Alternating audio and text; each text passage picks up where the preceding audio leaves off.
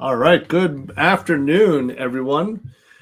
Hello to the audience. Thank you for joining us today. We are back with another FutureProof You AMA where we will answer your questions. Happy to do so today. I am Dan Yu and joined by my co founder, John Lovig. How you Hello, doing, hello. John? Doing well, doing well. Just busy day, busy week. I've been talking to uh, I've been booking actually a lot of interviews. So, and I will tell you, we actually did go live this time, right on time. I just got We the did. notification from LinkedIn. There we So go. that's We're good. we're we're live. Yeah. So I think we figured out our tech Hallelujah. issues. I think we figured out our tech issues. And we're So not 15 minutes in. and we're not 15 minutes in. Yep. So John, we see just kind of like this separation, right? The Mhm. separation, there's like the job numbers, are they where they at? I mean, there's Yeah, there's a so lot of there's a lot of people like still filing for new claims. Are there new jobs being posted? Are people hiring? What's going on out there? Yeah, so according to a post I saw on LinkedIn, July was one of the lowest um, months for job postings in a long time. It says here their 10-month low during July, as pullback in hiring continues. Postings dropped to 7.18 million from a Mhm. 7.36 million in June. And then the ratio of vacancies to unemployed workers is about one, the lowest since 2021. And then layoffs were actually the highest level in a year. So certainly less payrolls happening. It'll be interesting what comes out in the August report. So we'll have to see what that yields. But while I'm seeing that, my network is just nothing but new job, new job, new job, new job, new job, new job, new job. And I'm working on a lot of roles personally, and I'm seeing uh, movement with things. So I don't know if there's a hidden job market going on right now where maybe this process of the black box, finally HR people are giving up on it too. Yep. Um, Right. that could be one thing, or companies that have finally decided to just slash their recruiting team, back during layoffs, now are just going back to agency recruiters. And that's where the hidden job market's sitting, because I'm busy. And I know a lot of people in the industry that I talk to are quite I'm busy. busy. Yeah. Yep. Yep. I got One stuff of going our on other too. Yeah. friends that we worked with is quite busy as well. She's placing product design talent Yep. all over the place. Yep. Yep. So Well, so do you think there's ghost jobs still? I mean, I sure. like you wrote that article, or you're part of that article from a year ago A year almost, ago, yeah. right? Yeah. So Yeah. do you think there's still a lot of ghost jobs? Yeah, I And think and maybe research and shows maybe that for the audience, maybe for the audience, describe what a ghost job is. yeah, it's a posting that is there that isn't really being tended to, right? It's there as a placeholder. Most times, if it's within an in-house role, uh, they either have no choice with, your LinkedIn job slots. You pay for them yearly, so they got to use them. So they might be pipelining for something they anticipate in the future, um, Hmm. and aren't transparent about that in the posting. Or sometimes we see with agencies, especially with high level um, posting, some recruiting agencies will post high level postings to have conversations with leadership, which is kind of an unscrupulous um, Yeah. Yeah. technique that I think does more damage than good, especially if you're trying to build relationships with senior leaders. Do you go back to the question? Do you think that ghost jobs are still prevalent these days, a They year must later? be. Yeah, they must be. I think there still are for sure. The good thing, LinkedIn has definitely noticed the trend and has made an effort to create some layer of visibility when it is Hmm. a easy apply. they can't really control whether or not. I guess the ones that aren't easy apply, if they're redirecting to a website, then it's more likely to be real than not. But Right. the easy apply ones, it will tell you which ones are being actively moved through, and they know whether the recruiter is messaging people, moving them through the pipeline, et cetera. Right. And so they've done a lot to combat that, which I am grateful for, because it helps people know which ones are active and live. But again, Right. with all this uncertainty, all this, movement happening, I think it still speaks to our core tenet, which is stop just easy applying and do something about it. Right. Yep. So, what we teach here at FutureProof You, work on your LinkedIn profile, right? And get out there and network. And, that's really the best way to get out of the big pile of applicants into the little pile of applicants, right? So you want to get out of the big pile. Yeah. And so, back to the audience. Thank you so much for joining us. If you have any questions, please ask us. Just type it into the chat, whether you are on LinkedIn Live or you are on our YouTube channel. Please enter into the chat. We will see them and happy to answer any of your questions on today's AMA. I was speaking with someone, now that you talk about, putting out content, revising your profile. I had a conversation with someone recently where it was about, making a career pivot into a field and having the knowledge, right? And not necessarily knowing all the language around it, but having a lot of the knowledge around it, and still having that fear of that doubt of authenticity and coming through.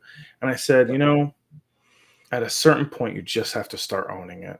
And I was like, you've been taking all these AI classes, and that makes you probably in the top 10% of people who do this. Yeah. So start talking about it. And so I was showing them a method that they can use to start doing it. I did an X-ray search, Dan, for people with that job title who were creating content on LinkedIn around that specific area. And I showed them, I was like, look, here's an article. See all these people who are reacting to this article? They're engaged on LinkedIn. They are sharers of content, consumers of content, commenters. Connect with them. Engage with them about AI because they're clearly interested in it. And then when you post content, they will likely engage with it because you become a known quantity. And I was like, keep doing that and connect with those people who are actively posting it so that you can continue to post the same things. And I was like, post a prompt that you think would be really helpful. Post a tools list. Yep. And you get back that feedback, right? Yeah. Oh, wow, I never thought of that. Oh, what a really cool idea. I wish I could use it that way. Thank you so much. And that's social proof. We talk about social proof in our classes, so you can always lean on that social proof, because us recruiters like us, what do? First, we go to the LinkedIn profile first. It's not the resume. We go to the profile first. We want to make sure that the person, has that look, right? That feel of somebody that's really engaged, with their own career, right? And someone that produces content obviously truly cares about what they're talking about. But even more broadly, someone who engages in content is more likely to be surfaced by the search algorithm than someone 100%. Who doesn't. Because think about all the hashtags in their profile or in posts that they've made that might be contributing to that. Yeah, absolutely. So I would like to remind the audience again, please ask your questions into the chat here on LinkedIn Live or also on our YouTube channel. So this is probably a good segue, right? Since, you've been helping people, I've been helping people. We've taught a bunch of people in our classes. I mean, we've taught probably, actually, I don't even know, it's in the hundreds now. We've lost count. But how many students have we helped with their LinkedIn profile, their pivots, right? Job interview skills. And we're back at it again. By the way, Aaron is not here to celebrate our 1 year.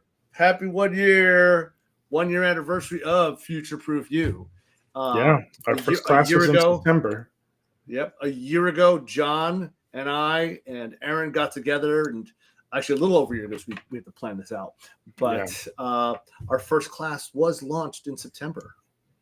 And so it's a 1 year anniversary for us. And we've got new classes coming out, new live classes, I should say, right? So, and they're all in September. John, why don't you take us through some of the classes? Yeah, September's for those job seekers out there, and really they're kind of repeats of our most popular courses, because it seems that that's what the audience wants. So first one up is next Wednesday. These are all night classes to accommodate for those folks who are working during the day. Next Wednesday, the 10th, is Ace the Interview at 6:30 Eastern. We're going to talk about everything you need to do to get through that first round interview and beyond. Next one up from that is on the 18th of September, and that is a quick start guide, LinkedIn quick start guide. So for those of you who don't know where to start with LinkedIn, need that little jump start, again, it's Thursday, the 18th at 6:30 Eastern. And then finally, our last class on the 25th is the networking at scale through content at 6:30 p.m. Eastern. And that's really about, how do you use content creation on LinkedIn to create social proof and more opportunities for networking. Yeah, and so all of these classes, again, they are in the evening. So if you do have a job that's during the day, join us 6:30. You can go to our website, futureproof-you.com. Again, that's futureproof-you.com. And you can sign up, swipe a credit card, and join our class. And you will be learning from both John and myself. We have been doing this for a long time. We've been coaching and we've been recruiting. So we also will tell you how the sausage is made, kind of behind the scenes. Aaron will also be there frequently. So you will have the Future Proof team teaching you exactly the techniques that we teach to individuals. So we also do individual coaching. If you would prefer an individual coach, just reach out to one of us and we will be happy to answer your questions and scope out what you're looking for. But if you like a classroom setting and where you can also learn from other people, right? Maybe some of their successes or their mistakes, come and join a class. And because it's our 1 year anniversary, we have a new coupon code. I don't know if I told you yet, John, but you sort of did. I created a new coupon code called 1 year. So if you go into our cart, put in one, spell it out, ONEYEAR, 1 year, spell it out, 1 year to the coupon code, we'll get 25% off either our live classes that we have coming up, or maybe if you want to watch one of our downloadables. And so, John, you mentioned that the next one is on the 10th, next Wednesday. Yes. Right? And then we have the 18th and the 25th. So it's Wednesday, Thursday, and Thursday. And so if you can't make it one of those evenings, that's okay. Just buy the class. And guess what? Every person that buys the class gets the downloadable version. Right? So you'll be able to watch it when you want. We have a comment from Nick, former student, current success story. Interview pro tip from experience: don't insult the interviewer in the first 60 seconds or at all. Yeah, I don't know if that's a pro tip so much as a you should have known that out of the womb. But just yeah, you know what, Nick, that's hilarious. So funny. But the idea is that you attract more with honey than vinegar, right? So you want to have the sweetness out there. But thank you, Nick. Good to see you in the audience. And anybody from the audience, please take a moment to comment and ask your questions. We are here for you. So, John, I'm excited about these classes. We've had great success, a lot of good feedback. The interviewing one is my favorite just because it's my favorite topic. We love it. We love it, and it's always great to hear from the audience that wow, I never thought of saying it that way, Did we right? share notes before the call today, Dan, that we were going to do some kind of speckled looking outfit? Did we? Because no, but it feels like we did. I mean, granted, these are anchors, very Connecticut of me, but that is true. We're kind of matching. It's like a team uniform, though. So John, what other job trends are you seeing? I think one of the things that we've heard a lot about these days is the Gen Zers having a tough time, with just even getting interviews. But do you think that's uh, you know part of the hype around AI, or do you think it's real? no, I mean, there's been plenty of analysis to show that that is a genuine challenge, that AI is starting to displace some of that. I am kind of as an early adopter of things, I'm kind of shocked that companies have gone that quickly in that route, because how do you maintain institutional knowledge long term? Um, so it's like, what do you do when you have now a knowledge gap? How do you get people to grow into roles that aren't going to be displaced by AI without having entry level positions? And, Right. I think one of the things that I've been noticing is organizations are really, really, really, really, really, really bad at How succession bad? planning. How bad Really, are really, they? really, really bad. That was my way Okay. of not cursing about how bad they are. But they're really bad at succession planning, and they always bank on that superstar. And guess what? That person gets other job opportunities. And, you know, it's always like, oh, how can we possibly lose this one person? Well, how come you built your business around one person? Yep. And also, how do you expect people to be the one answer to all of your problems when you're so quickly, readily to lay them off?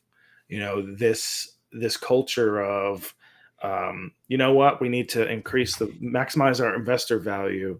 Let's lay people off. Oh, nope, we got to hire them again. I mean, we were even seeing this with the federal government with trying to cut costs. The amount that it ended up costing us as taxpayers was far more than what the potential savings was, because they had to give all these packages to people, and then they ended up having to pull people back in. And Mhm. come on, how many people said, oh yeah, you need me? It's going to be another 20 grand, Right. Oh yeah. Oh like, yeah. oh, Yeah. all of a sudden you realize you need me, especially how spiteful people will be. And do you think that person's not going to look for another job after they've gotten rehired again? No, they're Yeah. going to I sit there actually. and find a Yeah. new job.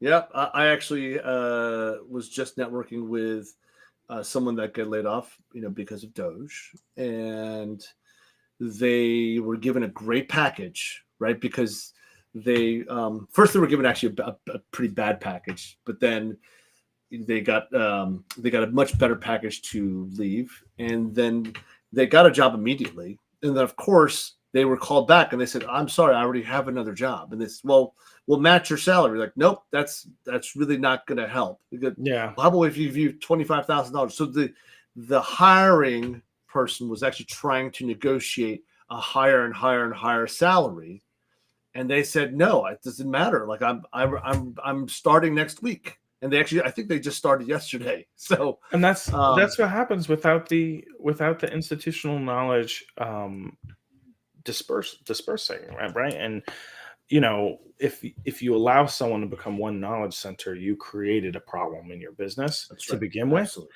But then if you don't consistently think about how to keep that person happy, then you've ruined your chances. Nick has a We have serious a question.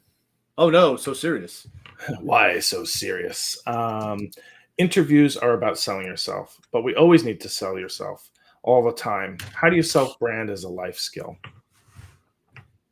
Dan, you're a constant self promoter. Well, I think you have to, number one, have a little empathy for yourself, right? So whatever happened to you, good or bad, that's just what you got, right? Just Mm. own it. It's okay. So the the adage, that you say, whatever happened to you, it happened for a reason, right? And you learn from it. And so, if something good happened to you, celebrate that, but also take away what was the learnings from it. If something bad happened to you, what did you learn from it, right? And then from that learning, just the learning part can be about content and your journey, right? Where how you went from A to B. And so, is it selling yourself or is it selling your knowledge and your experiences, right? And you just who you are. You gotta own whoever you are, and that's okay, right? And we frequently get those inquiries about, hey, I've been out for 6 months. What should I put on my profile, my resume? We'll just say that you're out for 6 months, right? And I actually had this the other day. Someone has been out for 10 months taking care of a sick family member, but it's not on their resume. Look, just put it on there. It's okay. Put it right there. I had to take care of a sick family member. Yeah, and that's okay. So it's better than nothing. Again, better than nothing. You're putting out there when there's the absence of something, then the reader has to interpret what they think it could be, and they'll fill in the gaps. And so just put the gap in, explain it. I think too, from a self-brand perspective, because I don't know if Nick is also referencing online per se, but we live this delicate balance, right? Like a lot when we're talking about self-brand, of course we're talking about it from a work perspective, because what else are you going to use to talk about yourself in terms of employability and long-term branding? But I do think that like your self-brand is a combination of things. It's not just your work, it's the way you approach conversations. It's Dan and I have a quirky sense of humor, so we have a reverent brand to some degree, as evidenced by our logo, and our podcast and all of our branding efforts. We don't take things too seriously, even though we work in very serious roles and we help people with serious problems. We use that as a way to calm people down, evoke comfort, and just be human. And so that's an element of it too. I think the other thing, the way I embody self-brand is when I meet new people, if I hear anyone echo, first of all, as a recruiter, I just naturally, first thing I ask people is what they do for a living. And I always ask 1,000 questions like I'm interviewing them, just to understand what their environment is like. And typically, if I meet someone and they're on the hunt, I'll give them some advice. I career coached someone at a bar a few months ago as to how to make a decision on one of the many offers she was anticipating and how she should structure herself around evaluating those. And quickly found out that person didn't know what they truly cared about most. And I said, You're going to fall for the money then, and you're going to make the wrong decision. So take a step back and it's not to actually talk about that conversation, but I try to imbue what I do every day and how I treat people and what I do. And I think that's the way to go about it. Yeah. I think asking those questions of other people might, as a way to self-brand, right? Like that could be a brand, that you're the one person that really asks good questions, right? So that can be a life skill as well, because you're always learning. And this is actually what we teach in our classes on how to network. Ask the question before you launch into your elevator pitch, right? Ask that one question maybe, and it could be something as innocuous as hey, what's interesting to you these days? What are you faced with these days? How has your summer been? Right? It doesn't have to be about jobs, but it could be. But that's a great way to then help you frame what your elevator pitch might be.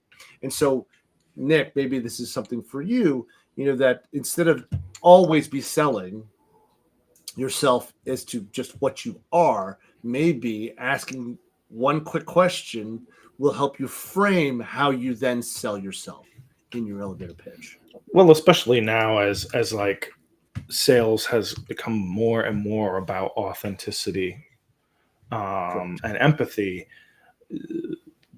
being genuinely coming to the table as yourself and as your genuine self tends to be an element that I think people really respect and care about. Yeah. I mean, I've been known to say empathy is undefeated, right? And EQ is over EQ over IQ, right? So having that question be first rather than talk about yourself, I think will actually put the other person a little more at ease. Meanwhile, I think both are highly correlated too. That's true. True. Except True. EQ, I think EQ has is more impacted by life experiences than IQ is. You are the psychology major, so you would know. It was one of my favorite topics. That's awesome. So again, to the audience, please feel free to ask questions in the chat here on LinkedIn Live or on our YouTube channel.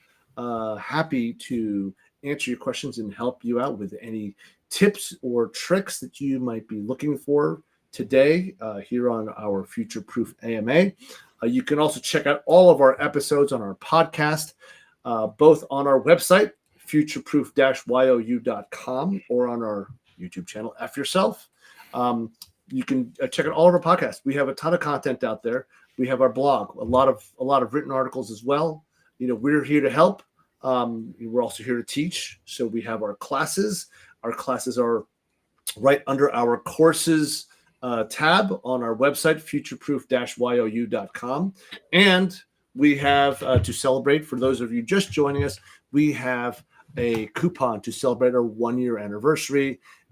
Use the coupon ONEYEAR, 1 year spelled out, and you will get 25% off on all of our classes, both the live ones coming up as well as the downloadable ones. So please feel free to reach out to us if you have any questions about our classes, and love to hear more questions from you, the audience. So, John, what's one of the challenges you have going into this fall as a recruiter? We know this is a great time to be looking for a job, right? Companies are they got to put their money to use, right? They got to put their budget to use. It's like a use it or lose it in many instances. And so, are you seeing? I know you're busy, but are you seeing a lot of jobs these days? I'm working on a lot of positions. I think the one thing that separates my normal fall to this one is the sheer lack of overlap in any of the positions I'm recruiting for. So all of them are completely different. And that goes to show also the same note that companies are extremely specific when they are determining who they want to hire and where that person's coming from. And that's why the black box process maybe doesn't always translate to the experience that you have.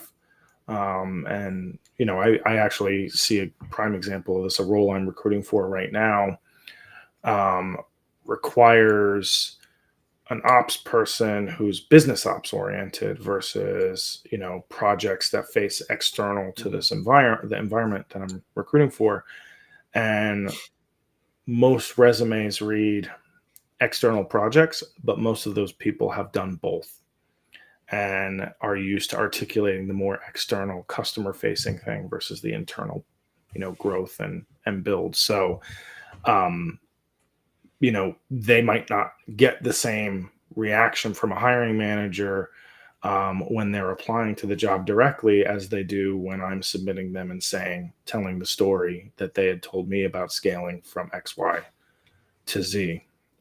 So that's important to know, that your resume may not be reflective of what they're actually looking for, and you have to be thoughtful about that and try and break your way in with conversations to the right people.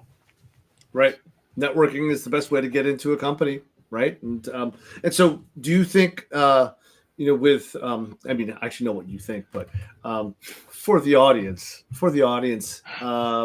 I think there are a lot of people who are leaning on using, an AI platform to customize their resume, right, for a job opportunity. Um, what do you think about that practice these days? If all cream rises to the top, but everything's cream, then there's no milk. Which is a weird statement, but it's to say if you're all in the same position, then there's no way for you to stand out. Right.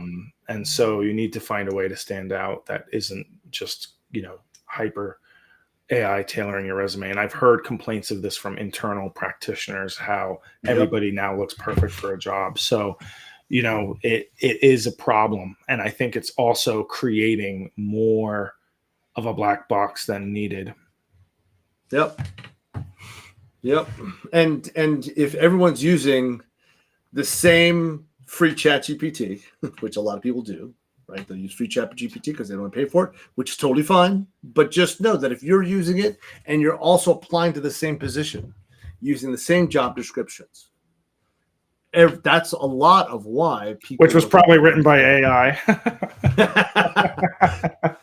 Probably, right. And so everyone's going to be looking exactly the same with an AI generated job description, right? And so, Yeah. That's I think that's a really quick way to just kind of disappear into the ether, right? And so that's another reason why we will always say that networking is the best way to find a job. And we're recruiters. We're recruiters and saying networking is the best way to find a job.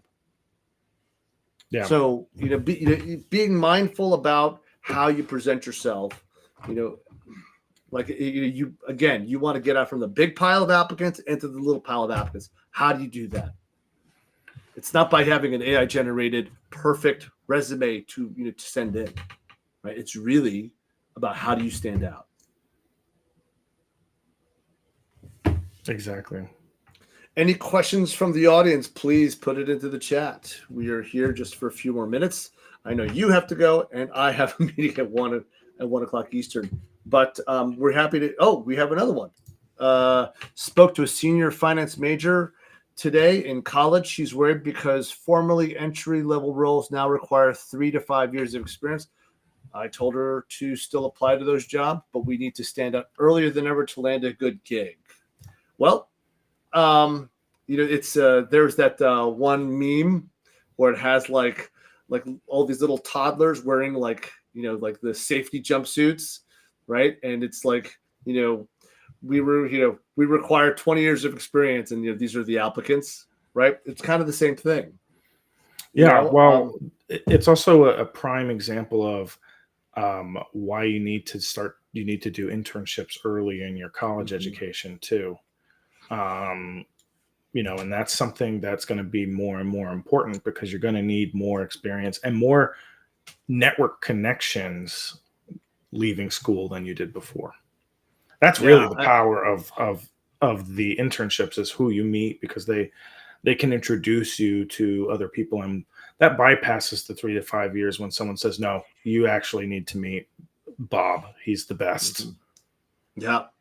Again, that's another perfect example about how networking is the best way to get in to just a small pile of applicants, right? That's what you want. That's the goal, right? It's not to find a job necessarily. It's to get into the small pile of applicants. So let's be clear about that, right? Because you want to get into the small pile of applicants in many different opportunities, right? We're not looking for one job, and I think that's a lot of the sense of failure that people have, right? Oh, I didn't get that job. I have to go look for another thing. So network, as we always say here at FutureProof U. But entry level roles, they want to see somebody that has some experience. Doesn't have to be 3 to 5 years. And if you're only looking at the job description that's saying 3 to 5 years, you're not really trying to get in with networking, right? Got to network. Yeah. And that's the thing too, again, we talked about this at the beginning of the conversation, but we don't know what the hidden job market's looking like right now. And so there's potential for roles that aren't even posted, because entry level roles are the ones that get hit the worst. So, I think a lot of companies, what they'll start to do, you see this already in finance, but I think a lot of other tech companies have started doing it. As they're talent planning, they're pulling in students earlier and or hiring them years in advance, or even a year in advance, Yep. to start after graduation. And so those things don't always get posted, or if they do, everybody applies to them. So you have to find a way to stand out again, to get in front of the right people early, to be the one to hear about it when it's fresh, not when it's a month old. Yeah. Yeah. By the time a job is, go ahead. No, Dan. go ahead. No. I was going to say, by the time a job is a month old, if it's still Mhm. active, there's a high chance that their recruiting team has given up on it and that they've gone out to someone like myself to go work on it. That's right. Yeah. I mean, again, it's, yeah, I mean, you spoke about internships, right? You gotta have a decent internship if you can, right? It depends on the industry, but finance, going and trying to get into Wall Street, you need an internship, right? You need an internship. Obviously, it kind of depends on which part of working on Wall Street, but you need it. That's really what recruiters are looking for. And so even if it's one summer, right? If you have one summer, and they actually understand that you don't need 3 summers, right? Because some firms will say they won't hire anyone that's not a junior, or that's not a junior for an internship. Some of them will do sophomores, but almost none of them will do freshmen, right? Students that have just finished their first year. Right? So some of them actually will say they only want people going into their senior year. Well, in absence of internships, right? If it's earlier in your academic career, that's the time to say, okay, well, who could benefit from my skill set that may be, a nonprofit, Yep. some sort of charity, political campaign. You can always, lend your services for free to those areas in order to get some notoriety. I did, in addition to my internships when I was in grad school, I networked at a training and development group every month. And I became quickly known as the analytics and data viz guy in the group. And they kept introducing me around and saying, oh, you should talk to John. He's really good with building reports. I was like, that really helped. And they would just pay me like $25 an hour. At the time that felt like a ton. Yeah. Many moons ago. It's important to get reps, right? It's important to get reps. And so maybe it is a nonprofit. It's a great point. Nonprofit work. I actually know somebody that during the school year actually would do a couple hours at a local accounting firm, right? And first they were just, I'll do anything, right? I'll do anything. Oh, really? Can you just help me analyze this, this spreadsheet? Great, done, right? Then they were actually trained on doing tax returns. I was going to say, what about H&R Block? Right. You don't need a degree for that. No, and so just going to a local accounting firm, where or just any kind of place where you can get reps, and it's not necessarily reps in the thing that you're studying. It's reps in being in a corporate environment. It's reps in being in that environment. It's a professional environment. Just interacting, right? I think one of the things that's really important for, and we've actually seen this with a lot of the younger grads, that they don't have the experience, and they also lack the professional environment to experience. And so being able to pick up the phone and actually call somebody and have a conversation, right? Having that conversation just reps. I know somebody who got an internship in it's like a cold calling sales environment. And as an internship, and they were paid just a salary.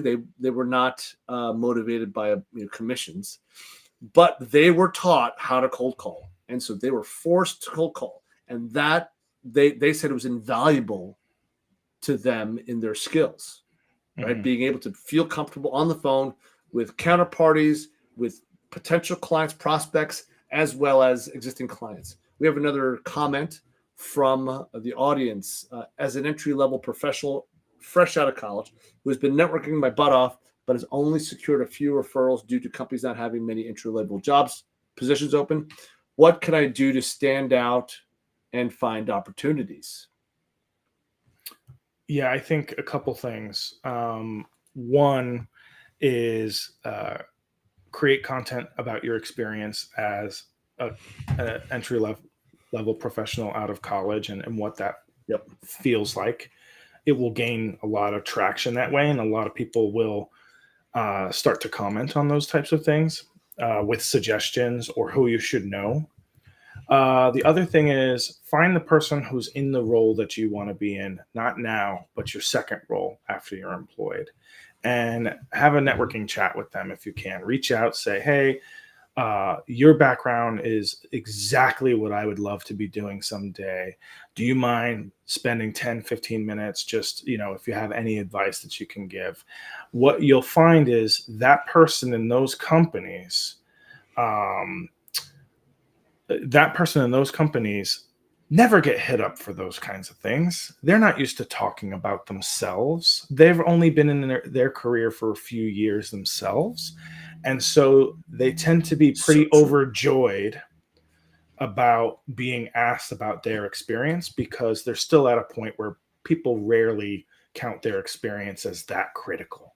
And so you've got someone who now becomes an advocate for you, but also, so as soon as there's an opening, they'd be like, hey, there's an opening here. The other thing is they'll tell you some interesting breadcrumbs as to what they're hearing or how they got into the role that they're in, and might have other connections for you. So that's a good way to snowball into the role that you're looking for at an entry level. Yeah. And again, create content, create content around your experience, right? John mentioned that. The things you've learned, right? Ask for feedback, right? From your interviews, ask for feedback, and use that feedback as content that you can put as trying to help other people, right? And so one of the things that we hear often, it's one of the three things that that you can do to make sure that you're happy, right? And it's number one, do something you love, learn something new, completely new, and then help other people, right? And so help somebody else, and you never know, you might get it back in spades, right? And in the networking kind of realm, John and I will teach this. You never count points, right? Give, and just give some more. Don't worry about the points. I think the more you give, the more people will notice. And so you want to stand out, be the one that gives, right? Be the one that creates content and helps other people, or reaches out and helps other people.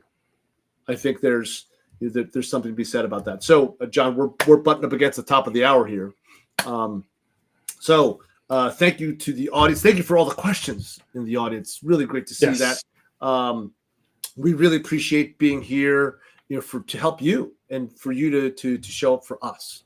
So again, we are FutureProof You. My name is Dan Yu, and that is John Lovig. John Lovig. So visit our website, futureproof-you.com. For more information about our classes. We have our classes, new classes, and we have our recorded classes that you can also download. Use the coupon code 1YEAR, spelled out ONEYEAR. And you can use the code for 25% off for all of our classes. We have 3 classes coming up. We have Ace the Interview, September 10th. We have LinkedIn Quick Start Guide on September 18th. And we have Networking at Scale with Content on the 25th. All evening classes for you, so that you can show up in the evening and participate if you have a daytime job. So thanks to everybody for joining. John, good to see you as always. I know you have to run. I got to run too. All right. Have a great day, everybody.